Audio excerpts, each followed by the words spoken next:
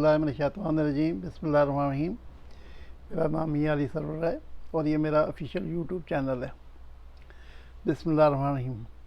اللہم صلی وسلم وبارک علی محمد و آلہ و صحابہ الفاظ مرد ہیں۔ بسم اللہ الرحمن الرحیم۔ میرے پیارے بہن بھائیوں، بچوں اور بزرگوں، السلام علیکم ورحمۃ اللہ وبرکاتہ۔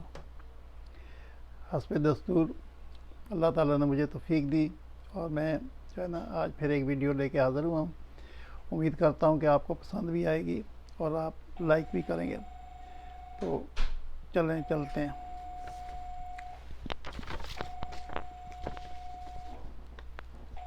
میرے عزیزوں، کسی ملک کا بادشاہ بہت رحم دل تھا اور نیک تھا، رعایا کے حق میں بہت اچھا تھا اور تمام رعایا اس سے محبت کرتی تھی اور خوب دعائیں دیتی تھی۔ اس ملک کے ایک دور دراز گاؤں میں ایک کسان رہتا تھا جس کی ایک خواہش تھی کہ وہ اپنے نیک دل بادشاہ کی زیارت کو جائے اور اس کی خدمت میں کوئی تحفہ پیش کرے۔ اس نے اپنی بیوی سے کہا، میں اپنے بادشاہ سے ملنے کے لیے جانا چاہتا ہوں اور میری خواہش ہے کہ میں اسے تحفہ بھی دوں، تم مجھے مشورہ دو کہ میں بادشاہ کے لیے کیا تحفہ لے کے جاؤں۔ بیوی نے کچھ دیر سوچا اور کہا کہ بادشاہ کے پاس تو ہر چیز ہوگی، ہم اسے کیا تحفہ دے سکتے ہیں۔ ہاں، ہمارے گھر کے پاس بہنے والے چشمے کا پانی بہت میٹھا اور ٹھنڈا ہے، مجھے یقین ہے کہ ایسا پانی پورے ملک میں نہیں ہوگا، یہاں تک کہ بادشاہ کے پاس بھی نہیں ہوگا۔ میرا مشورہ ہے کہ تم بادشاہ کے لیے یہ پانی لے کر جاؤ۔ اور کسان کو مشورہ دو۔ کسان کو یہ مشورہ بہت پسند آیا۔ اس نے اپنے پانی کے 2 چشمے سے 2 گھڑے بھرے اور اپنے گدھے پر لاد کر بادشاہ کی ملاقات کے لیے روانہ ہو گیا۔ کئی ہفتوں کے سفر کے بعد وہ کسان بادشاہ کے محل تک پہنچ گیا اور اس سے ملاقات کی اجازت چاہی۔ اجازت ملنے پر اس نے بادشاہ کو تحفہ پیش کیا۔ اسے بتایا کہ یہ میرے گاؤں کا چشمے کا پانی ہے اور ایسا میٹھا اور ٹھنڈا پانی ہے کہ آپ کو پورے ملک میں کہیں نہیں ملے گا۔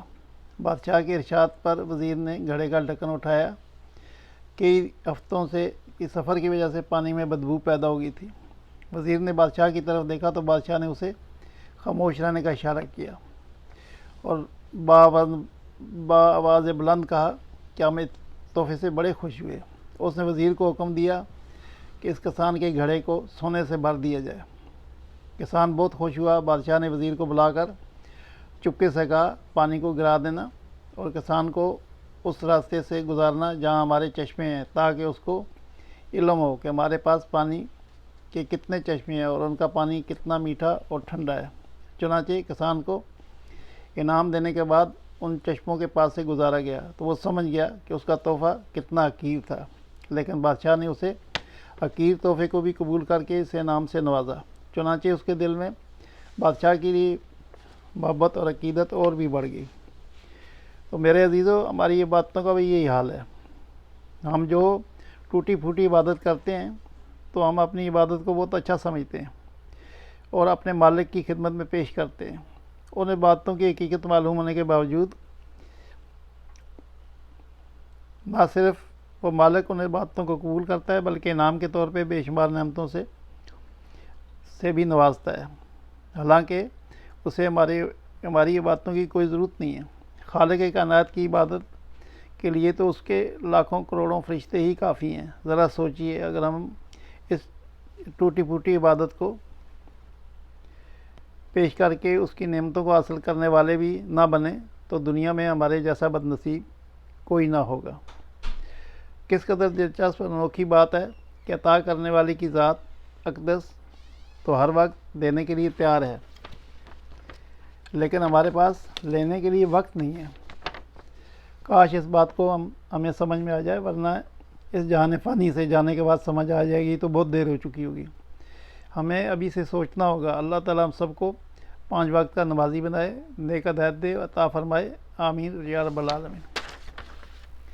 میرے پیارے عزیزوں، یہ جو بھی میں معروضات آپ کے سامنے پیش کرتا ہوں، یہ بڑی سبق آموز ہوتی ہیں اور انسان کو سوچنے میں مجبور کر دیتی ہیں۔ کیونکہ ہر انسان کے دل بھی ہے اور اس میں ضمیر بھی ہے اس کا. اگر کوئی شخص یہ ویڈیو میری پڑھے تو دوسروں تک بھی پہنچائے اور اس پہ غور کرے. تو اس سے نہ صرف یہ ہوگا کہ آپ کی دنیا سنور جائے گی تو میری بھی عاقبت سنور جائے گی، کیونکہ وہ تو نقطہ نواز ہے، وہ کسی کی نمازوں کا اسے کوئی ضرورت نہیں، کسی عبادتوں کی ضرورت نہیں. وہ تو اس کو کوئی ادا کسی کی پسند آ جاتی ہے تو اس کی واہ واہ ہو جاتی ہے. تو دعا کریں کہ اللہ تعالیٰ ہمیں نیک کام کرنے کی توفیق عطا فرمائے. صلی اللہ تعالیٰ علی خیر کریم محمد و آلہ صحابہ اجمعین برحمتک یا ارحم الراحمین. السلام علیکم ورحمۃ اللہ وبرکاتہ. اللہ نے چاہا تو انشاءاللہ کل پھر حاضر ہوں گا. اللہ حافظ.